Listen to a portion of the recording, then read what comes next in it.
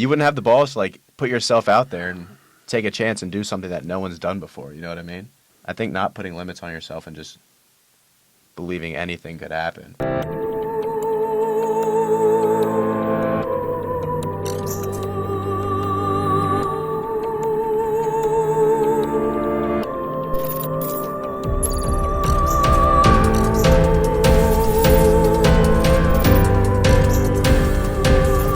Yo, what's up, Brainiacs? We are back with... Wait, oh, my bad. Yo, what's up, Brainiacs? We are back with another video. Another episode. Episode 4. Hey. So... our handshake. We were... I was listening to a podcast. Rob Dial.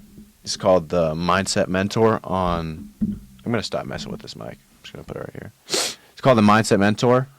And he was saying... Moral of the story is most people don't make it past like 8 episodes. We're halfway there. We're halfway to where people quit. And then we're going to keep going past. Yeah, my last podcast, we only got to episode 6. Yeah, most people stop at like 8 or 9. And so we're just going to go to 1,000. Yeah, and I think the thing about it is, it's not that it's not fun. It just becomes almost mundane and first few and repetitive. Are like, the first few are so like exciting. And then you kind of, hey, Mom, you're on speaker. I'm recording a podcast right now. Do you want to say anything to the podcast? Yeah, guys, keep your ears and eyes open to all that CJ and Danny have to say. These are 2 young men that are speaking truth and really just have a heart to help others. So, preach. Stay tuned in. Yes, ma'am. I love you, Mom. Love you too, CJ. Talk to you later, honey. All right. Bye-bye. I mean, that's just great stuff. She's a great woman. Wow. On the Minds podcast, we're raw and authentic, man. What were we saying, though? Something good. Yeah, you were talking about... Well, we were saying how typically podcasts don't make it past episode 8. So, right? The first one, it was so exciting because it was new. And the second one, like, we found this new room. And now it's so exciting because, like, this is new. Third one, we had Mac. Right. So that's fun. Now the fourth one's just like... So now it's episode 4. Now it's we're like same old, same old. We're back in the new room. Yeah. We don't have a guest, so it's like... You could find all these reasons to be like, I don't want to do this. Yeah, but we were Danny saying... was falling asleep on the couch in this room. I did. You got a video of it? I got a video. We're going to post-produce this with me on the couch, but... It doesn't really matter if you want to do it or not. You just got to do it. Danny and I don't not get tired. We get very tired. But we're disciplined because we want something different with our life. Danny's about to fall asleep, but we got to do a podcast. Actually, we get to do a podcast.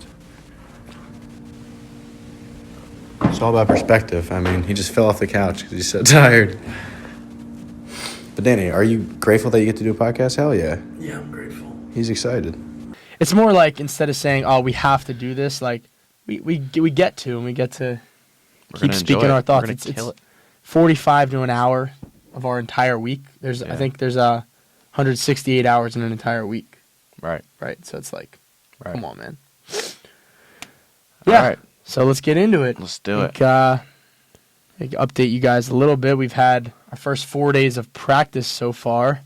That's been going well. We're a little tired. A little beat up. So, yeah, but it's been awesome to get after it, and we're excited to get the season going. I mentioned to CJ, in the typical off season, say you do a really hard workout on a Monday. On Tuesday, you're probably like, let's take it a little easy. Let's do spot shooting, or let's maybe not even get on the court. But we were talking about how tired our bodies are from the first 4 days of practice. And I said to him, I was like, our bodies are capable of way more than we even think and give ourselves credit for. And he mentioned David Goggins. He can kind of take that away. But So Goggins is a nut. David Goggins, if any of you guys know him. I read his book a while back. Can't remember what it was called, actually. Pretty popular book. And I watched a lot of his videos, not recently, but I used to watch a lot of them. And one of them was, I think, either the 40% or the 60% rule. And it's saying, when you're about to give up, when your mind is done, and everything in your body is telling you to quit, you're really only 40% of where you could really be. So you still have 60% left within you. And I try and tune into that a little bit when I'm at those peaks of, like, pain and, like, I just want to give up. And I think I really have 60% left of what I could be doing. Yeah. It really helps me push past that peak of where I really thought I should stop and to be able to keep going. Yeah, and I'm sure a lot of athletes can relate to this. It's like once you get to your team practices with your coaches, it's almost a completely different animal than when you're on your off-season workouts. Yeah.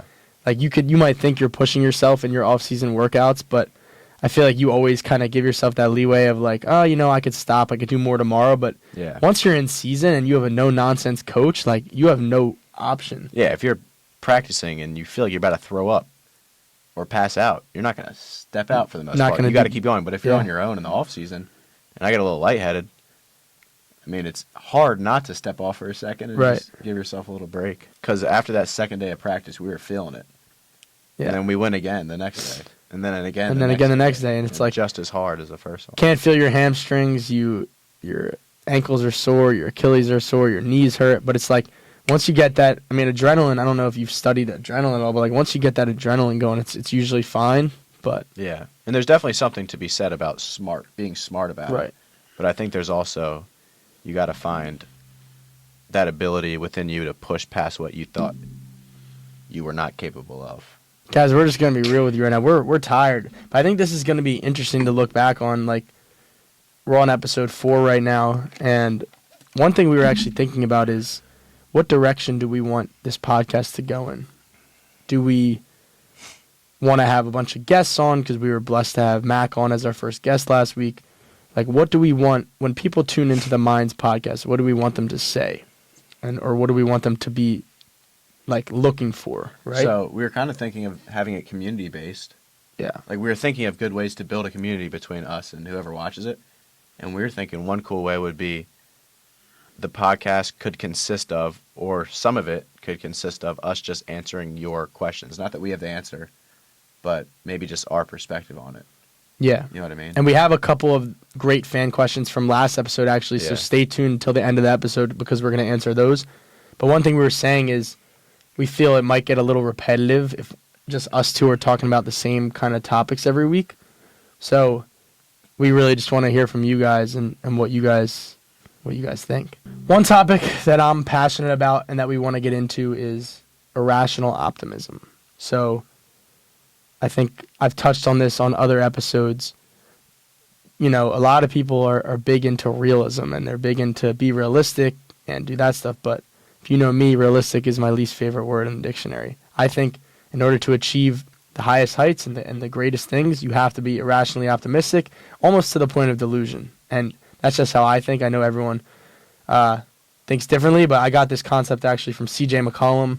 He's on the Pelicans right now, and he said he was a 5'3" freshman playing varsity basketball in high school. And he always was irrationally optimistic and always believed he was making the NBA. So, CJ, what do you think about that in terms of the balance, I guess, between being realistic but also having that irrational optimism? Yeah. I think it can definitely take you to a whole new level. Growing up, I don't know if I always had that irrational optimism, but recently when I implement that into my everyday life, I see a big difference. And something interesting to think about is everything was once impossible until somebody did it. So there are things that you're going to think are impossible because no one's done it, but why not you be the person to do it? And if you don't have that irrational confidence, you wouldn't have the balls to like put yourself out there and take a chance and do something that no one's done before. You know what I mean? Yeah. So I think not putting limits on yourself and just believing anything could happen, putting the work in. Yeah, I mean, I think the way that I view it is if anyone looks like you or I guess sounds like you or talks like whatever, if anyone is similar to your makeup, then something's possible. So for example, like TJ McConnell, 6'1" white guy, has made the NBA, like, and I'm a 15-year-old growing up, like why would I think that that's not possible and just already write it off? It's almost like believing that you can do something no matter what, and then what can end up happening is you strive to do that, and you might not achieve it, but you're going to learn so much along the way, and it's going to prepare you for life in ways you can't even imagine. So Yeah. And you put those people, if you don't have that irrational confidence or irrational optimism, yeah, you would put people like TJ McConnell on a pedestal and just never even think that you could ever get to his point. You know what I mean? And you put all these people in the NBA and, oh, they were just born like that. Some of them were just born like that, but why not think you can? You know what I mean? They're just people like you are. They're just normal people. I think that was cool, like hanging out with Mac. Everyone that doesn't know Mac puts Mac on a pedestal. Yeah. But you hang out with him and you realize he's just like us. He's just like anybody else. You know, we can talk about, we can Yeah. elaborate on this. No, Yeah. he's a dog, of course. He works very hard, but he enjoys doing things that anyone else does. Yeah. And you look at Mac on social media and you look at his dunks and you look at what he's done and the scoring records and you think of him as a different category than you, like a Right. superhuman in a way. Yeah. But I think it's important to just take these people off a pedestal. Like, don't act like they are anything that you can't be. Right, and or I even guess, better. yeah, I think it's hard in our society because, like, think about the things that we value the most. It's really entertainment, Yeah. right? I mean, it's sports, it's musicians, it's artists, and these people are thought of as almost like gods and greater than life. Like, think about when you were a little kid, and if your dad took you to the ball game or took you to the whatever, any game, you're waiting to maybe try to get an autograph from one of these godly figures. Right. And I think what's been really cool for me over the last year or two, as I've been emerged into these worlds and these kind of celebrity cultures, it's like everyone's just a regular person. Yeah. Like Yeah. guy or girl, they're just a regular person with their own lives, their own problems, their own Right. just everything. Right. Right. So Yeah. yeah, I mean, it's just interesting, like how, I mean, social media does a lot where it's like the comparison game. It's like, at least for me, I guess sometimes you'd wish you were someone else or wish you were in someone else's shoes, but like, it's never as good as it seems. Right. That right. person has their own stuff Yeah. too. I think comparison, that's a big one. I don't know Yeah. if you've ever really gone over that, but a lot of times you look at somebody, compare, but I'm really just taking one aspect of their life and not their life as a whole. So maybe I'm jealous that Danny's so good at basketball, right? But I don't take the whole perspective of his life into consideration, you know what I mean? Like, would I want to be as good as Danny at basketball? Yes, but would I want to take his whole life? Right. No. It's You know what I mean? interesting. Not exactly, Yeah, yeah, you know what I yeah, mean? But like, yeah. you'll look at Steph Curry, for instance. I know nothing personal about Steph Curry, but Right. who would not want to be like Steph Curry? But you don't know what he goes through outside of basketball, so Yeah. you can't compare one aspect of their life without putting it in as a whole. It's Their really entire interesting. life into perspective. Yeah, I don't think I ever really viewed it that way because I think everyone compares. Like, that's just Yeah. naturally as humans. Like, Yeah. I look at you now with social media, especially, it's so readily available to us. Like, I have a couple friends who are trainers who are like 23, 24, and they own their own gyms already. Right. If they're Why wouldn't watching, you want that? if they're Yeah. watching this, they know who they are. But at the same time, it's like I'm getting to play college basketball right now. Mhm. So I think So maybe they look at you and they think, right. man, So that would be nice. I think everyone just has their own timing. Everyone has their own path. It's like Yeah. my friend owns a company actually called Bluebird. Shout out Matt Gold. He just posted something on Instagram. It was like, there's 7 billion people or 8 billion, whatever. It's like, how could you expect everyone to have the same timing, the same path? Like, Right. maybe I'm meant to own a gym when I'm 39, Right. not 23. Right. But everyone has that own path. So it's not therefore, that they're ahead of you. That's just their timing. And it's Right. not that I'm behind. That's just my timing. Yeah. And it's not an excuse to be lazy by any means. Yeah. But everyone's life just plays out so different. And how they were raised and the situations they have been through has formed them all to get where they are right now. Right. Same with your situations that you have been through have put you in the situation you are right now. So how could any two individuals be at the same spot? So comparison really makes no sense. Yeah. Because Really. it's so unrealistic. Right. Like what I've been through and what you have been through have shaped us to be two different people. So why do I compare to you? Because there's just no there's some similarities, but Yeah. to compare makes no sense. Well, I think when we compare, we try to find the good to compare it to, right? And that's what I was saying. You pick Yeah. the one good thing that Right. they have without looking at everything else. Yeah. Yeah, I think comparison definitely is the thief of joy. That's what they say, right? Yeah, yeah. It's a thief of all joy. Yeah, so kind of adding on to that comparison game, you compare yourselves to people who are of high status, and we were talking about those celebrities and stuff like that. And I think this transitions really well into parenting, right? Because say someone is, Shaq talks about this actually all the time, right? If someone grew up maybe Shout with, out Shaq. Let's get you on the pod. yeah, baby. Shaq, we got to get you on the pod. Yeah. If someone I grew think up, he watches them. yeah, you think he watches them? Yeah, 100%.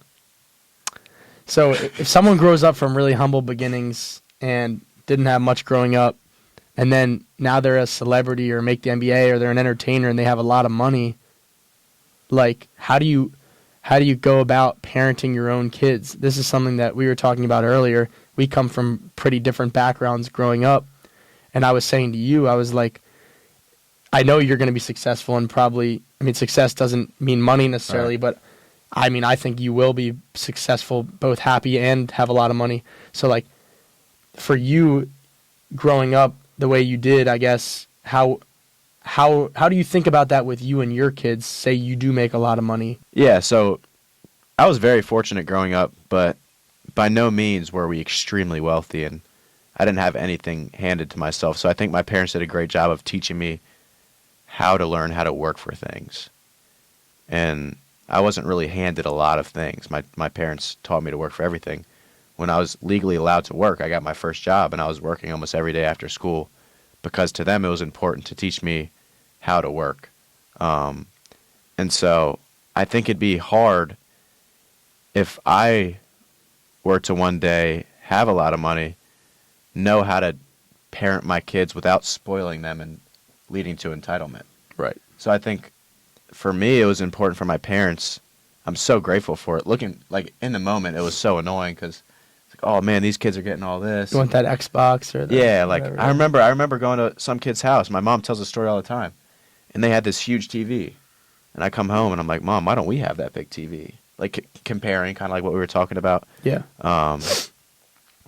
And we weren't poor, but we didn't have everything that some kids had. You know what I mean?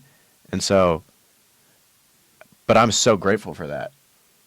So, but I wasn't born where I could have everything, you know what I mean? So I don't know how a parent with a lot of money is able to still teach their kid how to work and not be entitled. Because a lot of times, a lot of that money and the kids get whatever they want and they get spoiled leads to entitlement. So I would hope that I'd be able to have a lot of money, but still teach my kids what it is to work and not always give them whatever they want. Yeah. Because then why would they work if they could always get whatever they want? Yeah, and that's where you see, I don't know the exact specifics on this, but I feel like a lot of trust fund babies Yeah. deal with a lot of depression and drugs and stuff, right? Yeah, yeah. Because it's just like so boring. Like, what's the point of anything? If you don't have any motivation, not that money's everything, but it's definitely important. Right. If you don't have any motivation to get your money up, you know what I mean? Yeah. Like, why are you going to go to work? Right. And why am I going to figure out what my passion in life is if my parents will just hand me this? Yeah. You know what I mean? Yeah, I guess I can speak to that a little bit. So we definitely had different backgrounds growing up. I mean, I was fortunate enough where I guess getting that new TV was never really an issue. Yeah. But I haven't really told this to many people, but for some reason I hated getting gifts and I hated getting things that I felt I didn't deserve. And so up until literally like my 18th birthday, or maybe 17th birthday, whatever it is, my mom would get me some gift on my birthday and I would like throw a fit. And I still don't know the exact reason why, but I think it's because I felt that I didn't deserve it and I didn't want to be spoiled and I found it unfair that like I was able to get these new, like one time she got me these new Beats, like amazing, whatever the new Dr. Beats were. Dre, yeah. I might have been 13 or 14. And I remember like being so just hysterically crying. And I think looking back on it, I think it was because I just felt undeserving of it, knowing that there were kids who didn't even have the opportunity to get those Beats, I guess. So it is weird. That's a wild perspective to have as a kid. And it's really weird because... Yeah, keep going. Yeah, because it wasn't that I was upset about, like, that it was a bad gift. It was upset that I was upset that I even got it. Yeah. So it's weird, but I guess to kind of put it all together, I think the way to avoid entitlement, even if you have wealthy parents or a wealthy family, is gratitude. So, like, I think because I was so grounded in that, like, I'm able to get this, but there's so many people who can't get it, I guess. I think that's what made me not get entitled. Whereas if I was just like, yeah, get me this. I want more. Yeah. Like I was very fortunate enough to be able to get whatever I wanted, but I rarely asked for what I wanted, if that makes sense. Yeah. So I saw kind of both sides of it. Somebody I interned for, Shane Burnett, he does very well for himself. And probably if he wanted to, he could get his kids anything they wanted to.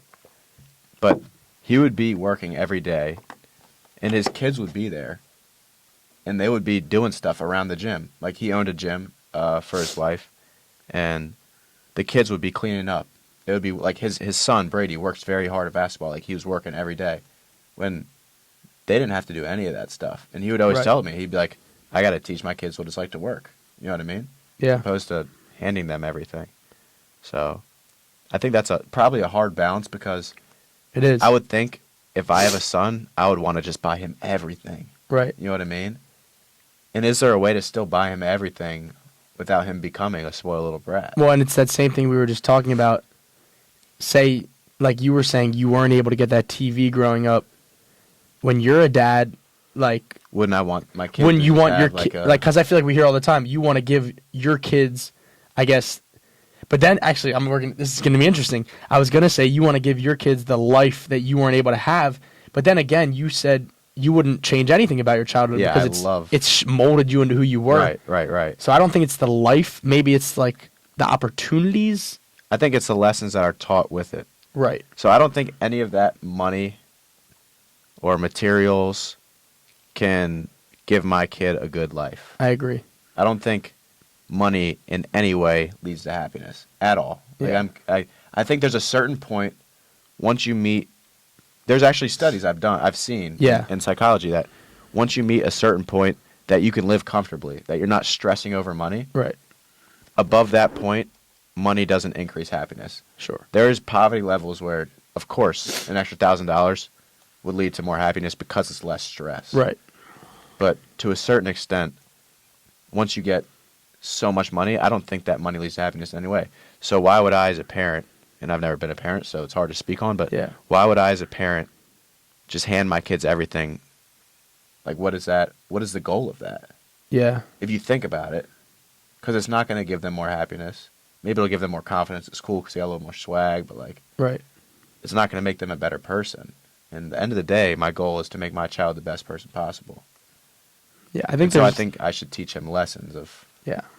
No, I think there's no like one way to go about it. No, Right. definitely not. But. There's so many, and I guess also at the end of the day, I feel like a lot comes down to like the person's DNA, and like there's only so much the parent can even do, because I feel like the kid is ultimately going to get like mold.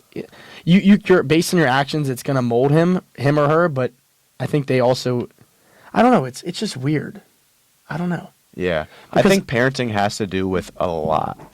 Because I don't know where that came from. Where I would, like, what 13-year-old hysterically cries when their mom gets them beats? Yeah, see, Like, where does that come? Where does that come from, though?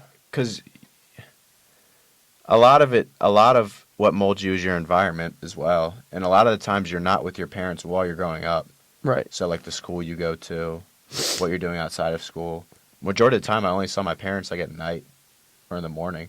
Right. So everything else around that is molding me as well. So what you see in school, you know what I mean? Yeah. You went to school with kids probably with not a lot of money. Right. So maybe you saw that and you were like, wow, like why do I get all this? Yeah. So I think that's important too. But I definitely think parents have a huge, because you see it. You'll Yeah. go to your friend's house and that kid walks all over their parents. I It's think- very but uncomfortable, but I that think kid it's a is ve- also very entitled. I think it's a very fine line, though, because like I said, I never had to like worry about, I guess, asking for a new pair of shoes or any of that stuff. Like I was always able to get that, fortunately, from my parents. But at the same time, I feel like I have one of the best work ethics out there, and I understand what it means to work for what you want. So it's just fascinating to me. Like, I guess, is that my DNA? Is that something that my parents showed me? Because my parents are both business owners and work really hard as well. Right. So I maybe think that might have to do with your parents. right.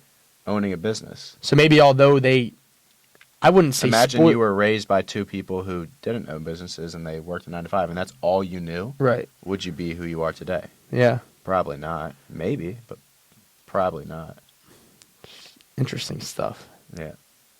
Now I kind of wanted to talk about this too. It's like how every little decision in our life can like completely alter the course of your life. I think there's a movie where it's like, my mom always talks about this. I've never watched it though. It's like, it shows half the movie is if she like got on the train or something, and then half the movie is like what her life would have been like if she didn't get on the train. I don't know if that's the exact analogy, but it's like literally every small decision you make can change the entire course of your life. Right. Do you believe in that kind of like the butterfly effect? Yeah. Honestly, never really thought too much in depth about it. So like say today we decided we were too tired and we didn't want to film the podcast. Yeah. Like the rest of our lives could have been completely different. Right. Yeah. It's weird. I don't know. That's why. Yeah, I don't know. I mean, I guess making decisions to do things that you think are in your best interest, right? Like if we think this is in our best interest to do the podcast, and it's what we want to do, so it's a good decision to do it. But maybe if we didn't do the podcast, we would have met.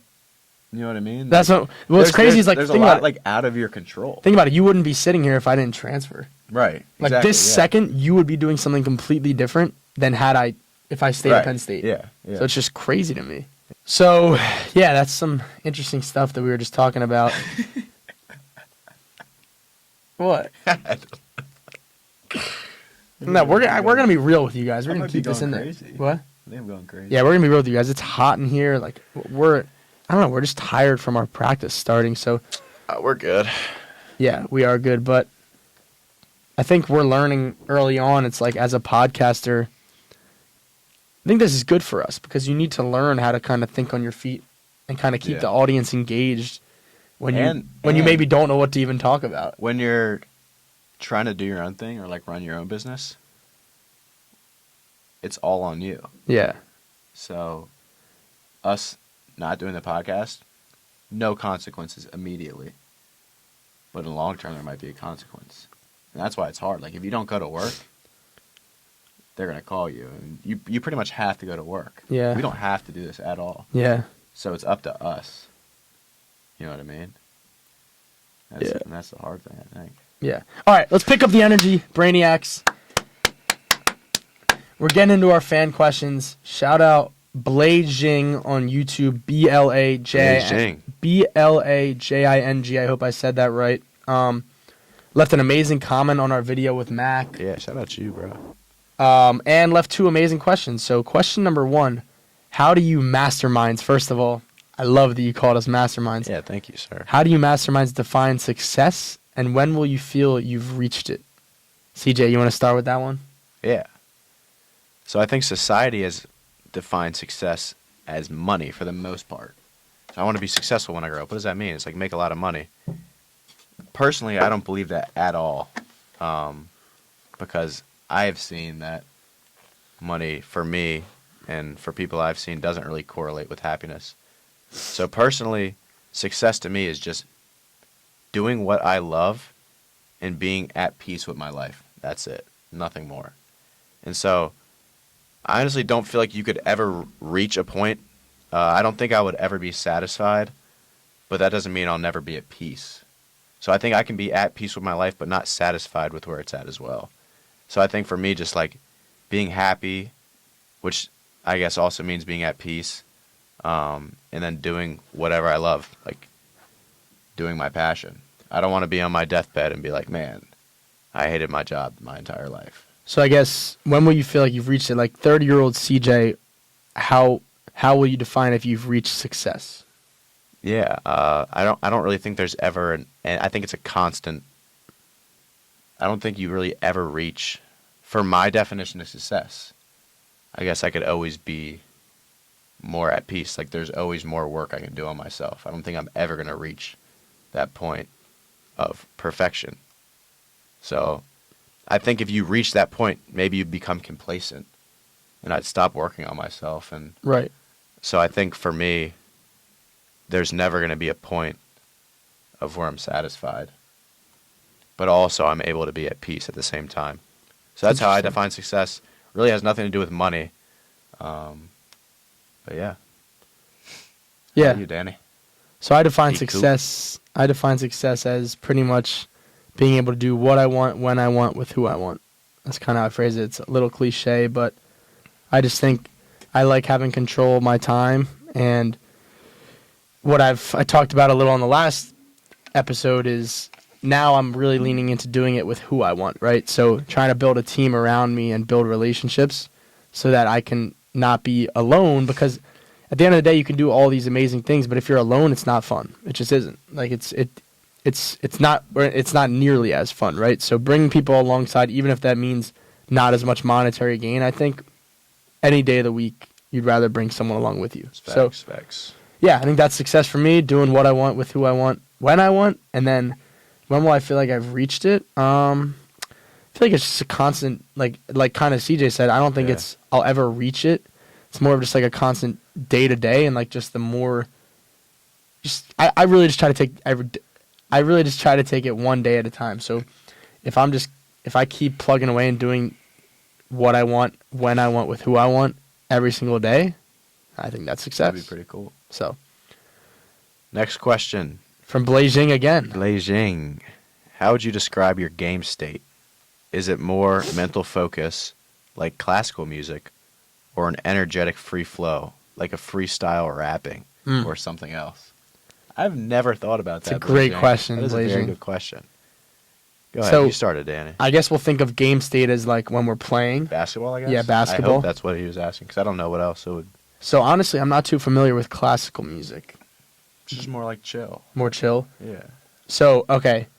I think I'm definitely an energetic free flow state, like freestyle rapping, the way that I play, because I feel like my game is almost spurred from my energy. Like I feel like I'm talking all the time. I'm all over the place. I get hyped when I score. I get hyped when I get a stop. So I think my game state is definitely high energy. I'm trying to make it Be more. more of a classical kind of guy? I'm trying to make it more. You're more classic. No, I feel like you're trying to work I'm on trying to become more classical and like be more even and like level. Kevin Durant. Right. So He's there's just, like like, so like never Draymond. celebrates. Draymond's like energetic free flow freestyle Yeah. rapping. But I feel like but that's what makes you who you are. That's what makes me who I am. So it's like, But it's important to be able to be more even keel, I think. yeah, I'm trying to become more even keel so I don't get too hyper. But I think to an extent, being that hyper freestyle rapping kind of game state is what makes me who I am. So, Yeah. about you? I think on defense, mine is definitely very energetic type of music. So like maybe rap or rock. I think I definitely get very fired up on defense and try and be as energetic as possible and talk. On offense, I would rather be more classical. I think when I'm at my best, it's more like calm and I'm just relaxed and I'm just doing whatever. Me too, actually. And I think when I'm like not playing great and you're just kind of all over the place, that's when my offense is a little bit off. Right. So yeah, at my best on offense is classical. Defense is more of like a rock. Like I'm really into it. But I like how you put that because the other day, I think I had a couple plays where I did really well. I was struggling in the new offense that we put in. I think it's because I was being a freestyle rapper. And then a couple plays, you started to slow down. I slowed down and listened to some classical music. Yeah, bro. And I made some I think great something plays. about like Curry said he listens to like really calm like jazz before games or something. He does. He tries not to get too fired up. And it's interesting because last year we would always like get so hyper in our warm up and like be all revved up, but I found that sometimes creates The more relaxed, more the nerves. more fun you have, the better you play. The one game I like didn't even care. I was like, you know what, I'm just gonna go out and play. I had my season high 29 points. Yeah, And I was just so relaxed. Like didn't Yeah. really care about the warm up. Wasn't stressing about it. yeah. So yeah, I mean maybe I definitely do need to find more of a classical state. So yeah, Appreciate you, Beijing. great question. I appreciate you tuning in. All right, so last one for today. Our boy Nabil. Shout Yes, out sir. Nabil. Got really close with you recently, and I appreciate our relationship. But how do you know what's worth fighting for and what's worth letting go? Mm. That is a good one, Nabil. That is a great That's a good question. one. Yeah, I'll kind of go from. I haven't thought about this too hard, but if I think something that's worth fighting for, and I guess this would be what, like a job or a relationship, It could be a or job, a relationship. It could be a friend. It could be sport. anything really. Yeah, I guess anything. Okay. I think if there's compromise, if you're doing all the work and you're getting nothing in return, I think it's worth letting go. But yeah, I think it has to be like a two-way street. Because obviously, if you're thinking letting something go, it's not going great in the moment, I'm guessing. So I think if you don't see anything coming from that second party, you don't see any change coming, then most likely letting go is your best bet. Yeah. is causing more stress than happiness. Because at the end of the day, that's for me personally, because my goal in life obviously is to be happy, right? To have the least amount of stress possible. If it's causing more stress than happiness and you see that not changing, it's probably worth letting go. Yeah, and I mean, you could tie that So what's into worth fighting for? yeah, you could tie that into even sports. Like, say you've played basketball your whole life, but Right. it is constantly bringing you stress over and over, and you're not even enjoying it anymore. And maybe it's worth letting go. I mean, Right. that's part of why I stopped playing after my senior year. Is like I was just so stressed and wasn't enjoying the game as much. So I was like, I just need to let it go for a little. Exactly. But yeah. sometimes letting things go is the best thing to get them to come back. That's right. probably true as Sometimes well. letting it go and taking a break, at least from my experience, then now you have a whole new perspective, and maybe it's like sometimes people take a break. I mean, just from anything, like a relationship, a sport, a job, and now they come back a year later with a whole new, fresh set of eyes. Right. So when you left basketball, in the moment, you weren't enjoying it. And then during that break, you realized how much you actually did love it. Yeah. Sorry, Mike. I didn't mean to hit you. But DePietro. You said, sorry, Mike, I didn't mean to hit you. I said Uh, DePietro. Shout out Mike DePietro. yeah, so maybe a little bit of time away, too, from whatever it is, like basketball, your sport, the relationship, just to kind of get that perspective of what life is. Maybe you forgot what life is without it. You know what I mean? Yeah, and I think you'll never really know what is worth fighting for and what's for letting go. I think you're just going to have to make a decision and then see how that plays out. Yeah. A lot of times, like you just don't know the outcome of either scenario Until you do it. until you do it. Yeah. So like if you're fighting for something and you want to keep fighting, you can keep trying. If you're fighting for something and you want to let it go, let it go, but like you won't know. So it's almost hard to say what is worth it. Yeah. You just got to I guess follow your heart and see what happens. Yeah. Yeah.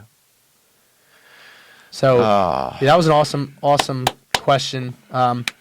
If you guys are listening from some other comments, we heard you guys about the mics. Yeah. This will definitely be crisper sound. The reason that the sound was not great on the last episode is because we had to use my mic for my camera, and we couldn't use these because we had 3 people. We're trying to figure it out, though. So we're working. we're- Working to well, improve. We're definitely working on to improve. We're also thinking about ways to start monetizing because obviously you can't just get free equipment, right? Right. So we're starting to think of different ways on how we can start monetizing and reinvest that stuff to give you guys better quality. Because that's ultimately what we're looking to do. So we made a GoFundMe, and you can just put as much money in it as you want. Yeah, exactly. Not really. No, we didn't. All right, flowers and favorites. We usually start with favorites, right? Yeah. Yeah. So today's favorite is going to be favorite musician and favorite song. Okay.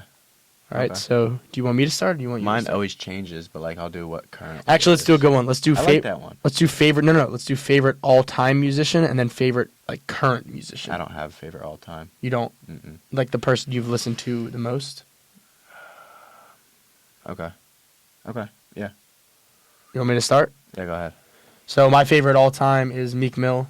Oh wow. Yeah. It's Just- intense. Is it? A little bit intense. I think like if there's just one artist I probably listen to the most, like just who I listen to, I work out pretty much. That's like what I do in my life. And Meek's probably been like the number one artist that I've listened to. Okay. And then the new artist that I'm excited about up and coming is Fresco Trey. I've been liking Fresco a lot. I got to It's meet actually him. very, very good. I like him a lot. I got to meet him in Minneapolis. He raps and sings about a lot of stuff that I'm passionate about and like to hear about. So yeah. Yeah. All right. So, favorite all times, kind of mainstream, either Luke Combs or Morgan Wallen. I think I just listen to them all the time. Yeah. Never not a good time to listen to them, honestly. And then currently is Jack Harlow. I'm loving Jack Harlow recently. He hasn't really dropped anything new recently. Hey, Big Head.